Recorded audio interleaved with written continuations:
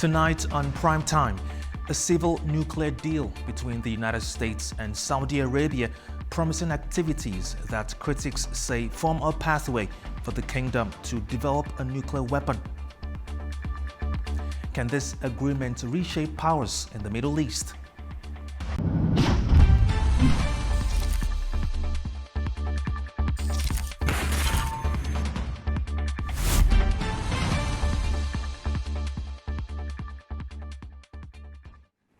Welcome to Primetime. I'm James Ezimoha.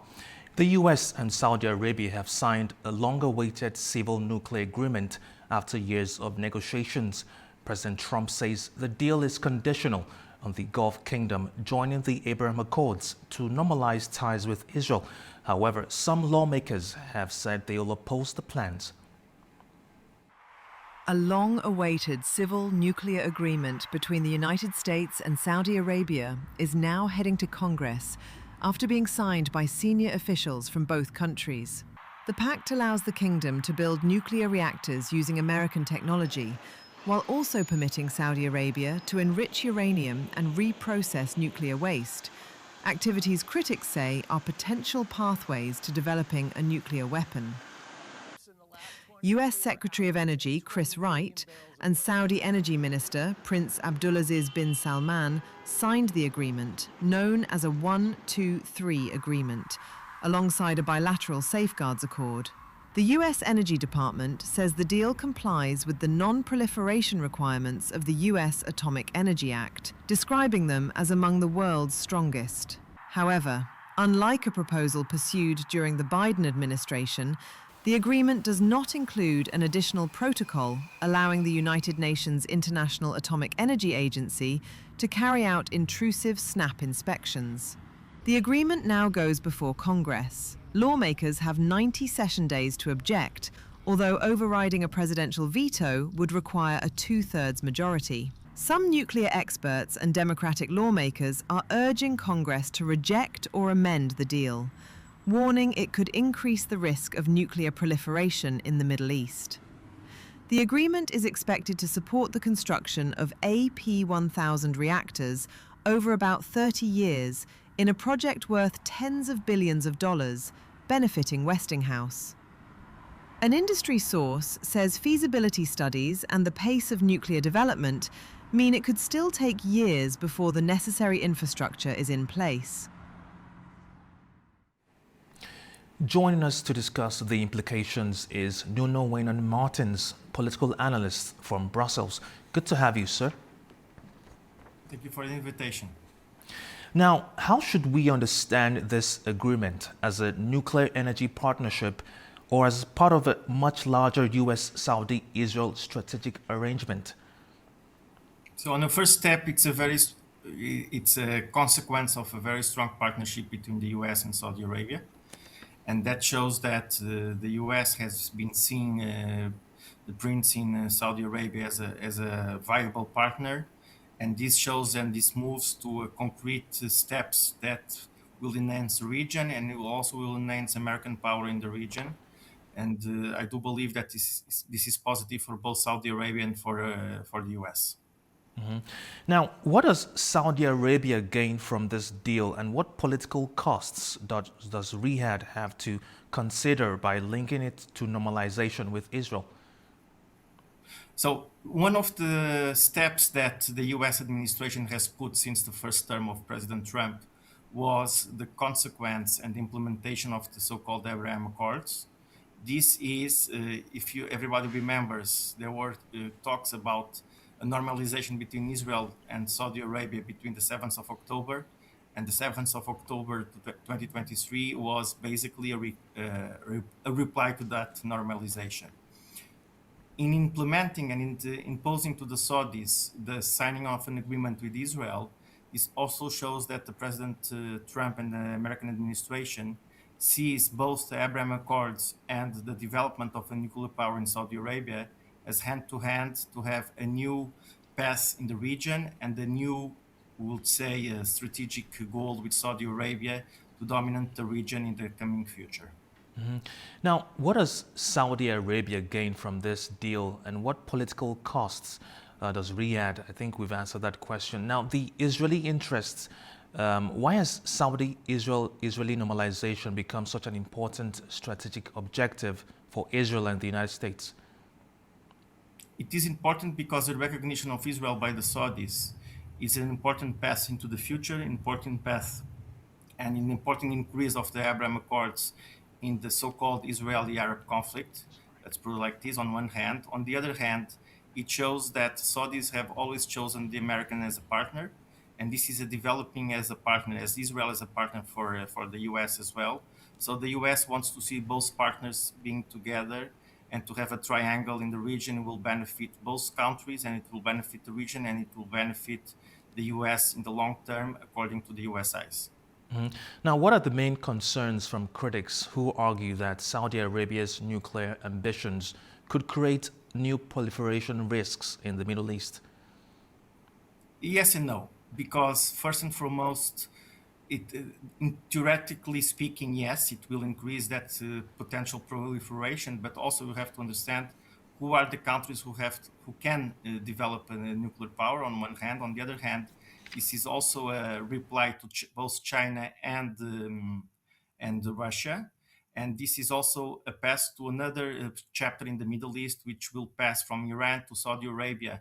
And this shows that the American administration is very much interested in destroying the Iranian nuclear threat on one hand, and they see Saudi Arabia the only way to counterweight that nuclear threat in the region with a viable partner. So in that sense, I don't believe that there will be a nuclear proliferation because the US, I don't think they will allow other countries to develop it on one hand. On the other hand, it will enhance the power of Saudi Arabia in the region, as I said before, and it will always at least counter.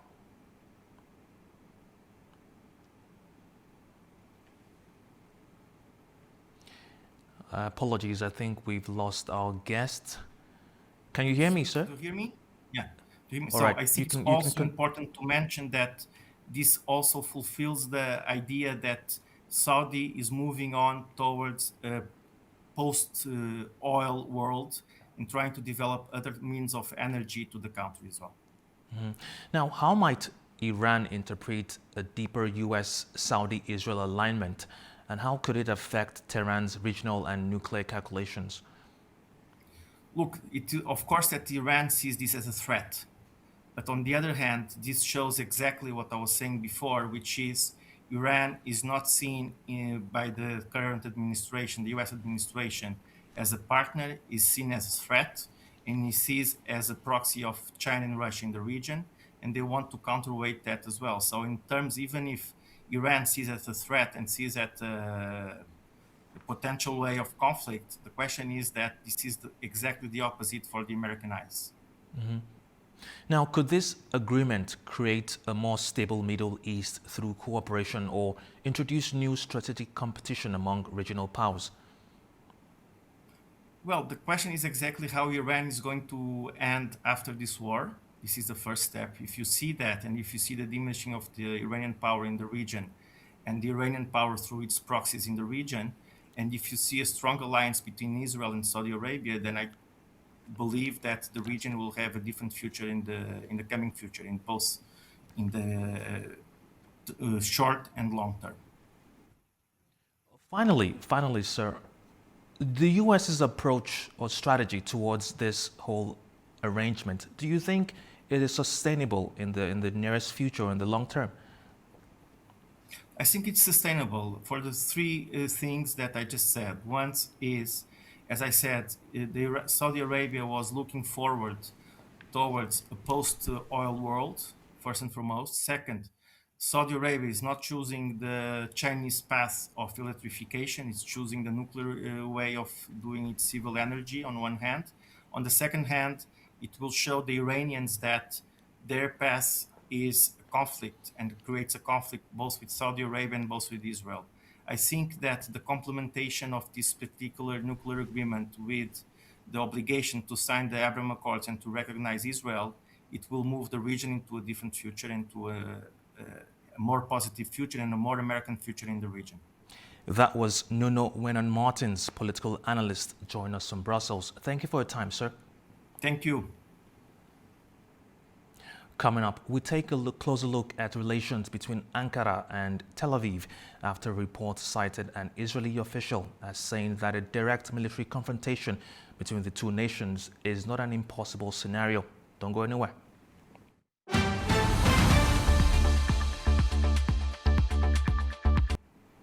Welcome back. You're watching Primetime. Now, reports emerged today that an Israeli minister has warned a direct military confrontation with Turkey is possible. According to Israeli media, Diaspora Affairs Minister Amirchi Chekli said direct military contact with Turkey was not an impossible scenario. Speaking at a conference in Jerusalem, he said Israeli and Turkish forces could come into contact at sea and that it could happen as early as tomorrow morning. His comments come amid increasingly strained relations between Israel and Turkey.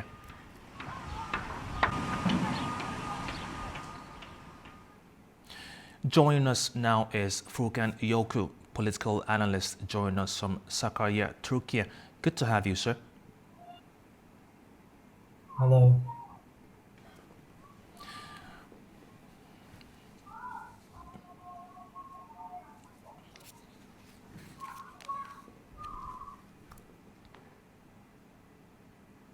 Hello? All right, can you hear me? Yes, I can. Great, great. Now, how significant is this statement from the minister, and how is it likely to be interpreted within Turkey's foreign policy and security circles? To be honest, it's something that's been already discussed with a lot of politicians involved, and this is discussed in closed meetings with we have within the government buildings. You know, there are topics regarding East Mediterranean security, Middle East security. All of the government officials are aware of these discussions that's being raised publicly now. But before this, like even a couple of years before, this was discussed within the government halls that Israel wasn't really neglecting a plan of preparing themselves for a clash with Turkey. So I think now it's just open and public, but this was discussed by politicians, by diplomats, experts that are close to the government for a couple of years now.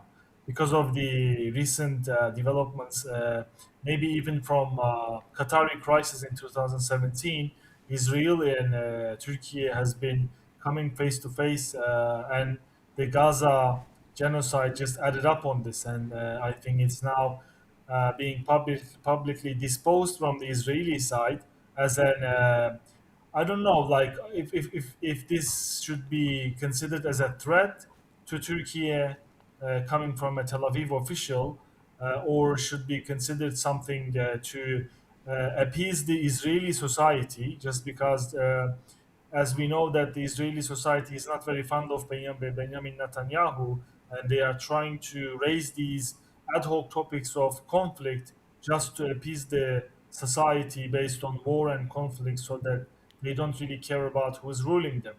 So I would take it to the second option, where I think the Israeli officials are now once again trying to appease the society with a larger conflict, with a larger threat that might be causing damage more than Bibi does.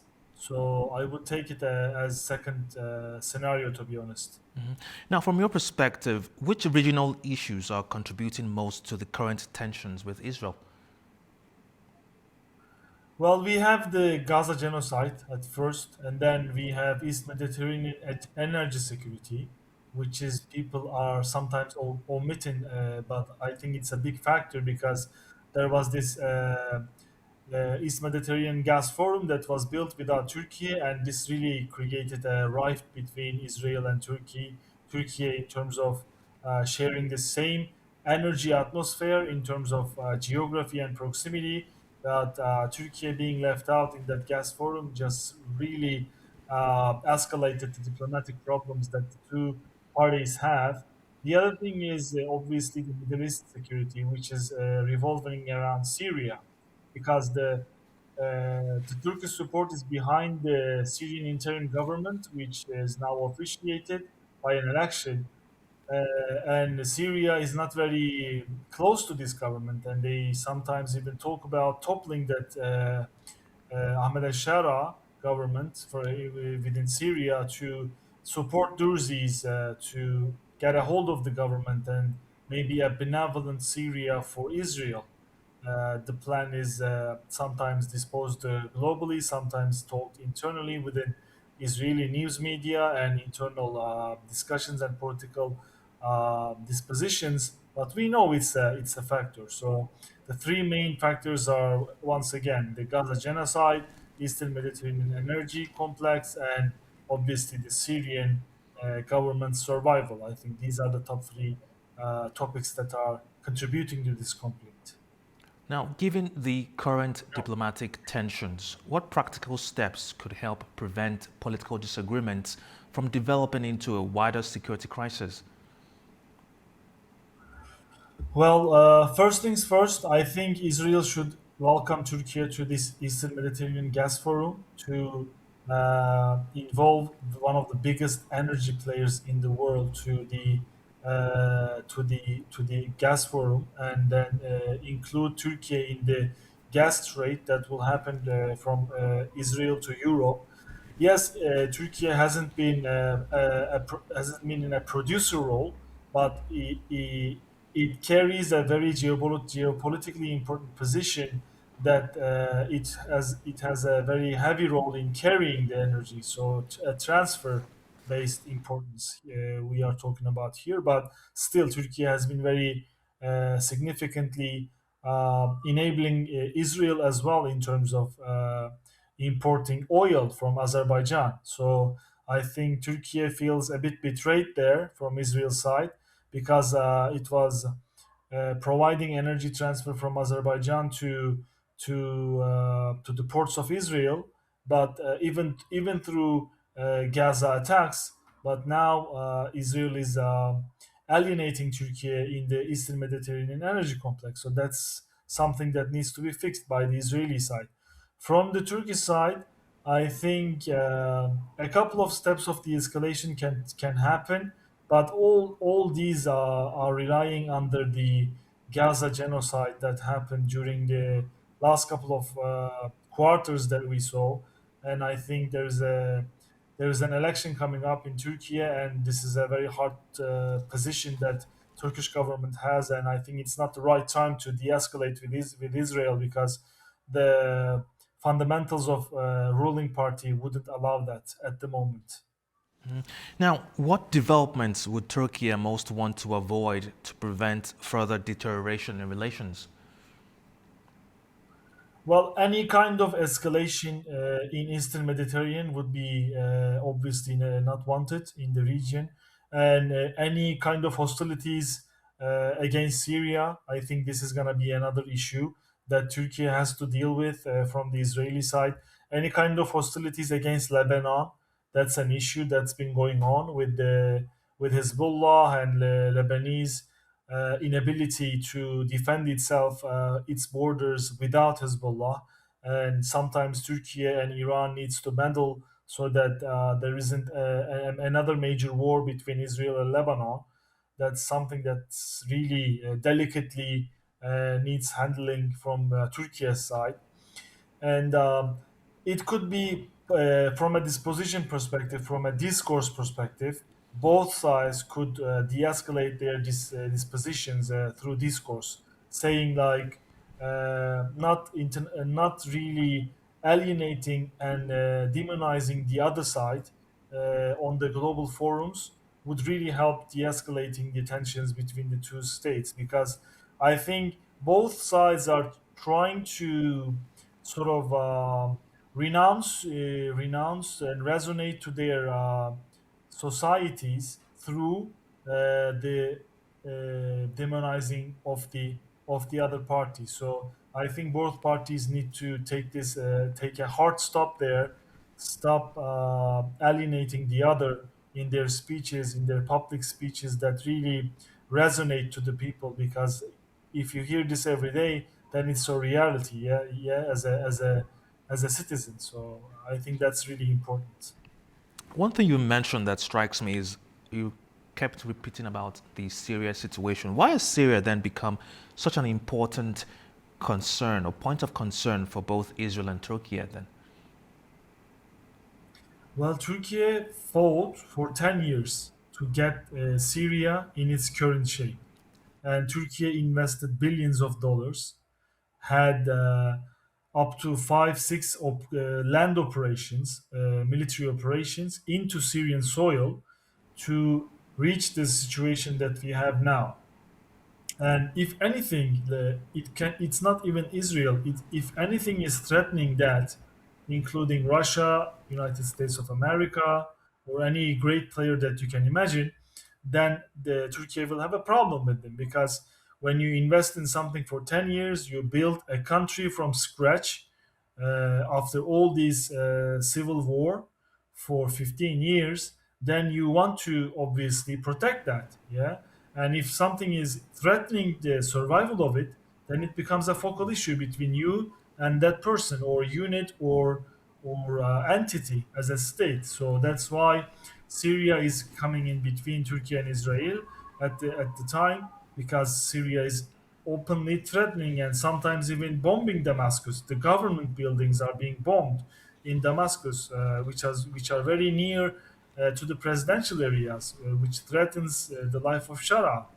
So he is the leader that Turkey cultivated, made sure that he gained the governments after the revolution. So I think that's a very focal point, and this is very natural to Turkey to stay defensive on that side. Now let's bring it to Azerbaijan. Given Azerbaijan's close relations with both Israel and Turkey, what constructive role, if any, could Baku play in encouraging dialogue and reducing tensions between two countries? Yeah, I mean, Azerbaijan is a great friend of Turkey, and it is a very nice friend of Israel. So I think there is a good capability of the Baku table to be actually bringing these two parties together, because now the hardest thing is to diplomatically tie these countries back, bring them to a diplomatic table where leverages can be discussed and some sort of an agreement can be reached. There is no middle ground for now for these two countries to come together, except United States of America. And in the recent times, United States of America was really kept busy by the war with Iran, and it really deprioritized resolving Turkey and Israeli problems. So it might be in the priority list for Azerbaijan, and it can lead an arbitration role for these two countries to come together to at least exchange ideas of de-escalation, exchange ideas regarding national interests and security concerns, because now even that is not on the table. So having a forum of discussion, having diplomatic lines reestablished, that where that's where Azerbaijan can really come into the game as a player, as an arbitrator between these two powers, so that there is not a major regional conflict that can demolish the lives that has been restored in the last maybe 12 to 24 months, except obviously Palestine. That was Furkan Yolku, political analyst, joining us from Sakarya, Turkey. Thank you for your time, sir. Thank you. All right, after the break, we'll check in with our correspondents around the globe. Stay with us.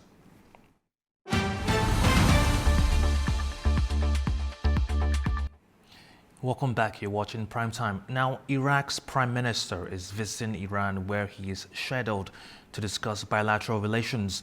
The trip comes amid unconfirmed reports on Baghdad's readiness to mediate between Iran and the U.S. Turaj Shiralilu has more. Heading a delegation, Iraqi Premier Ali al-Zaidi has arrived in Tehran at the invitation of Iranian President Masoud Pezeshkian for a two-day official visit. They will foster bilateral ties between the two neighboring countries during high-level meetings. The visit follows al-Zaidi's first foreign trip to the United States last week. fanning speculations that Baghdad may mediate between Iran and the US by hosting indirect ceasefire talks. The two countries share religious and trade bonds, as well as the 1,400-kilometer border. The relationship is despite previous fighting back in the 1980s, which lasted 8 years under Iraqi ruler Saddam Hussein, when the Islamic Republic was barely 2 years old following the 1979 Islamic Revolution. Last week, Iranian Minister of Information and Communications Technology, Sayyid Sattar Hashemi, visited Iraq to discuss the expansion of bilateral ties, as well as to review arrangements of the Arba'in Morning March in early August in the Iraqi city of Karbala. And earlier in July, Iraqi cities of Najaf and Karbala, home to shrines of the most revered Shia saints, Imam Ali and Imam Hussein, held a massive funeral for Iran's former supreme leader, Ayatollah Sayyid Ali Khamenei, and his family members who were killed in the Israeli-US air raids in February. Iraqi and Iranian officials, including Foreign Minister Abbas Araghchi, have said that the huge procession was a sign of solidarity between the two nations. The Iraqi Prime Minister's visit takes place ahead of a regional tour later in July, which according to his office will take him to two more neighboring countries, Turkey and Syria. At the age of 41, he is the youngest prime minister in the history of Iraq. At home, Al-Zaidi has embarked on an anti-corruption campaign against former and in-office officials and lawmakers. Moreover, he is facing the challenging task of disarming the Iraqi militia and controlling the pro-Iran political parties that are against US influence in the post-Saddam Iraq. Turashir Alilu from Tehran for A News. Now, Turkey and Syria have pledged to increase bilateral trade volumes to $10 billion as economic ties between the two neighbors continue to deepen. It comes as Ankara seeks to position Turkish businesses in Syria's post-Assad economic recovery. Adamur reports from Istanbul.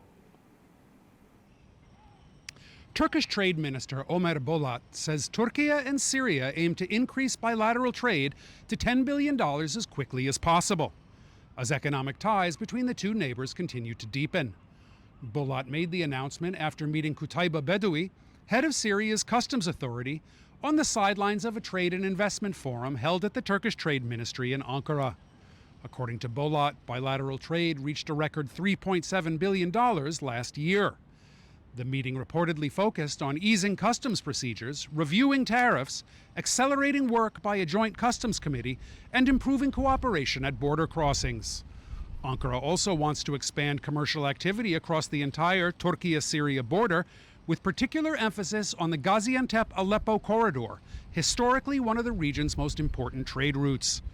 The push comes as Turkey seeks to play a leading role in Syria's economic recovery and reconstruction after years of conflict and political instability. Since the end of Assad's rule in late 2024, trade ties between the two countries have expanded rapidly, with steadily increasing border commerce, logistics, and investment activity.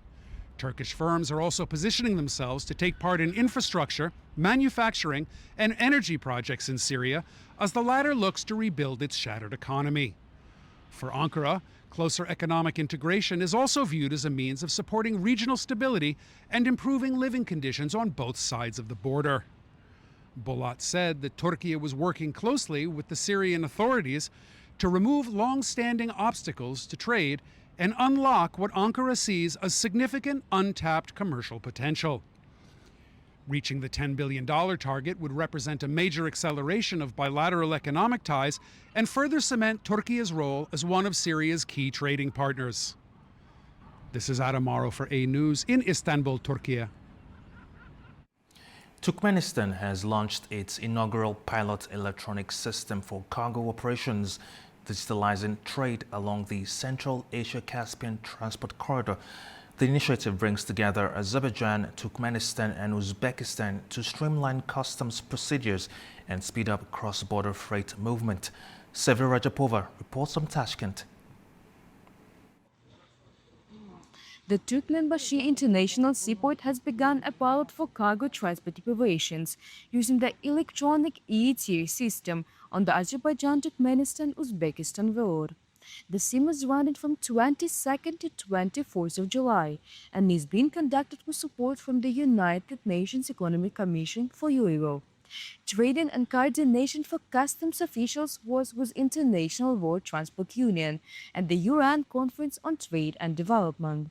This new system replaces traditional paper-based T-carnets with digital customs data, allowing authorities to exchange transit information electronically. The first shipment under the pilot has already traveled from Kazakhstan to Azerbaijan across the Caspian Sea. It will continue to Turkmenistan before moving along the corridor, which carries a wide range of cargo, including agricultural products, textiles, industrial goods, and containerized freight. This road is therefore becoming an increasingly important trade link between Central Asia and European markets.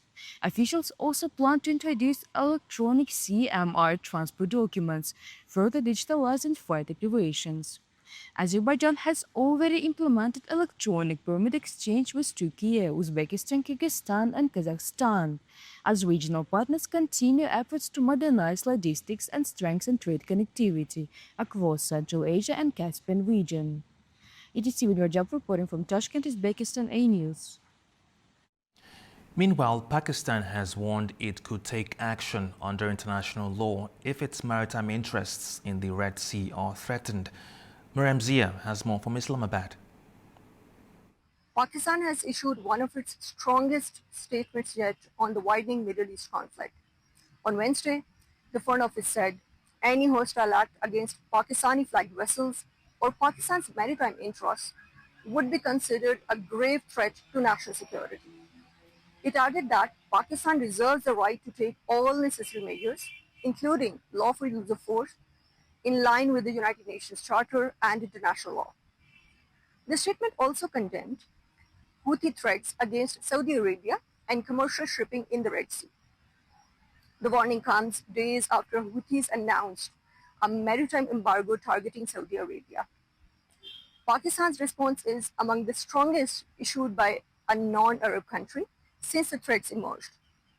On Thursday, Pakistan's Prime Minister Shehbaz Sharif spoke with Saudi Crown Prince Mohammed bin Salman on the phone, condemning the attacks in what he said were the strongest possible terms. He said the attacks violated international law, threatened freedom of navigation and commercial shipping, and reaffirmed Pakistan's complete solidarity with Saudi Arabia. He added that Pakistan, and I quote, stand firmly and resolutely with the Saudi leadership and the brotherly people of Kingdom at this critical time, unquote.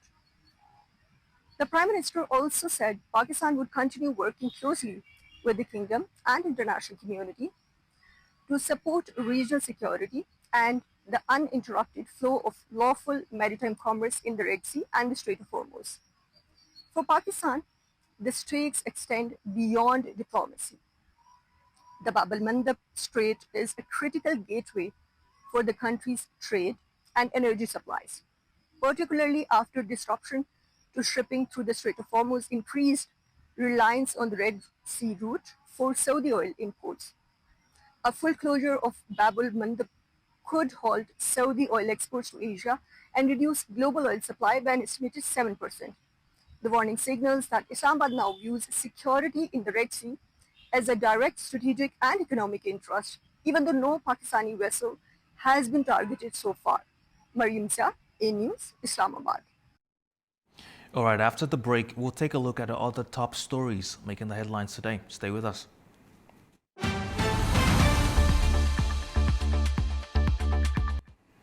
Welcome back. You're watching Primetime. Now, President Volodymyr Zelensky said a new trilateral meeting involving Ukraine, Russia, and the United States should take place before autumn. During a joint news conference with Irish Prime Minister in Kyiv, he said the proposals had been discussed with U.S. Special Envoys Steve Witkoff and Jared Kushner.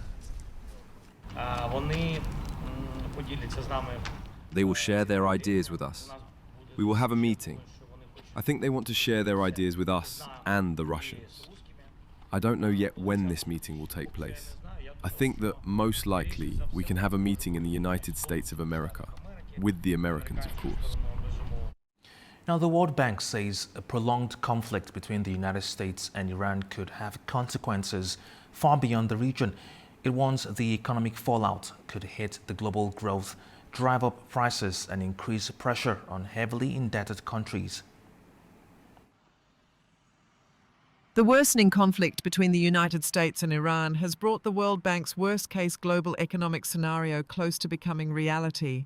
The bank's chief economist, Indamit Gill, says if hostilities continue for 6 months or more, global economic growth could slow to just 1.3% this year as inflation and interest rates rise. During a media interview on Wednesday, Gill said the World Bank's June economic forecast modelled 3 scenarios because of the high level of uncertainty surrounding the conflict.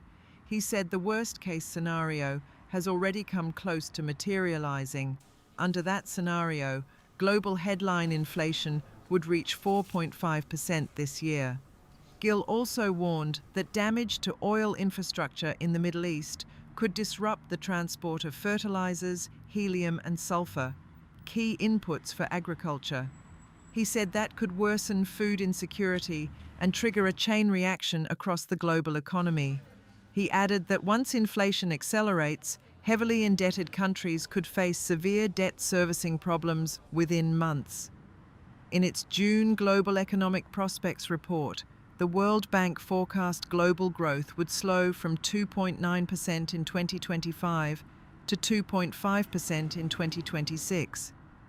But it cautioned that if the conflict between the United States and Iran deteriorates further, global growth could slide to 1.3%. Now, Greece is expected to approve plans for a $4 billion air defense system from Israel shortly. Athens says new drone technology will form the core of the deal. Using Israeli radar and missile technology, the plan is to create an anti-ballistic and anti-aircraft system named the Achilles Shield. The country's Security Council is also buying up to 40 new F-35 fighter jets from the US, along with frigates from France and Italy. Greece plans to spend around $32 billion on modernizing its military over the next decade, saying the country has entered a new era.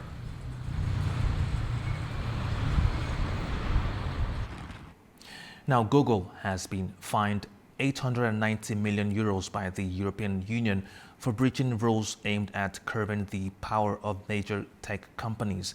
The EU says Google favored its own services in search results and blocked app developers from directing users to cheaper offers outside the Google Play Store.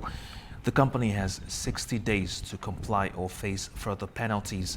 Google says it is considering an appeal, but EU officials defended the decision, saying the rules are designed to prevent dominant online platforms from disadvantaging smaller rivals. Google claims that we're degrading products or blocking American companies from innovate or operate in the EU. It's the opposite. Let me allow to set the record straight on this one. The current situation is that you have gatekeepers who are blocking European innovation, and you have gatekeepers who are blocking European companies to compete and innovate fairly. So what we're asking Google with these fines is to get into compliance with the DMA and to offer a level playing field, at least in the European Union. India's Prime Minister has vowed to act against those behind exam paper leaks after days of public anger. The youth-led cockroach movement is still calling for the education minister to be sacked over the scandal. Fast-track courts will be set up to prosecute those behind exam paper leaks in India. That's according to Prime Minister Narendra Modi on Thursday. However, protesters and opposition parties swiftly rejected Modi's proposal and insisted that Education Minister Dharmendra Pradhan quit first, with opposition groups disrupting Parliament for the 4th day this week.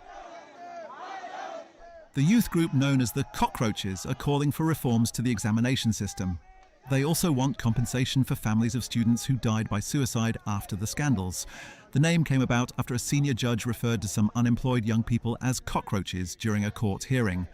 Opposition lawmakers have backed the movement, which began a few months ago. We want each We want the government to listen to the students' voices because the situation is way beyond the limits. Every Indian is upset, from farmers, environment to the youth of the country. Everyone is upset, and this government is not ready to listen or make reforms.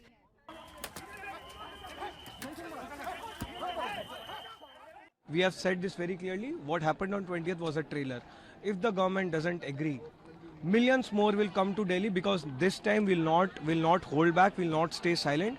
We have seen too much, we have witnessed too much, we have experienced too much. 20th July ko the way the police behaved, we have seen it all now. Protesters and police clashed briefly on the streets of New Delhi late on Wednesday, with officers firing tear gas and wielding canes to push them back. The demonstrations initially spread across university campuses before growing into large protests in the capital, the biggest youth challenge for Modi since he came to power in 2014. The immediate trigger was anger over leaked entrance exams for medical colleges and government jobs. When papers are leaked, exams are cancelled or repeated, leaving students facing months of uncertainty. Many young people now say they have lost trust in public institutions and are demanding greater government accountability. Now, new challenges are emerging for Kazakhstan's energy sector after developments affecting one of its key export routes. The setback has raised fresh concerns over crude supplies and exports. This report has the details. Oil output in Kazakhstan has dropped sharply after a key Black Sea export terminal was temporarily closed following drone attacks, disrupting the country's main crude shipping route. Industry sources say production at the Chevron-led Tengiz oil field, Kazakhstan's largest, has been hit hardest. Output there fell to around 406,000 barrels per day on Wednesday, down from an average of 925,000 barrels per day during July. Overall oil and gas condensate production also declined, slipping to 1.63 million barrels per day, compared with July's average of 2.07 million. The disruption follows the suspension of loadings at the Caspian Pipeline Consortium, or CPC, terminal after drone attacks on oil tankers near its Black Sea facilities in Russia. The pipeline carries more than 80% of Kazakhstan's oil exports and transports almost 2% of global oil supplies. According to officials from Kazakhstan's energy ministry, the terminal remains fully operational, but loading has been paused as a precaution to protect vessels, crews, and the marine environment. They said oil companies have temporarily reduced production because restrictions on crude entering the pipeline system risk overfilling storage tanks. Officials stressed the cut is a technical measure designed to maintain stable operations and that exports can resume as soon as conditions improve. Russia has accused Ukraine of targeting CPC tankers in an attempt to destabilize global oil markets. Ukraine, which has intensified strikes on Russian energy infrastructure in recent months, has not commented on the allegations. The latest disruption adds fresh uncertainty to global energy markets, which are already facing supply pressures. All right, that's all we have for now. Thank you for watching. Stay tuned to A News.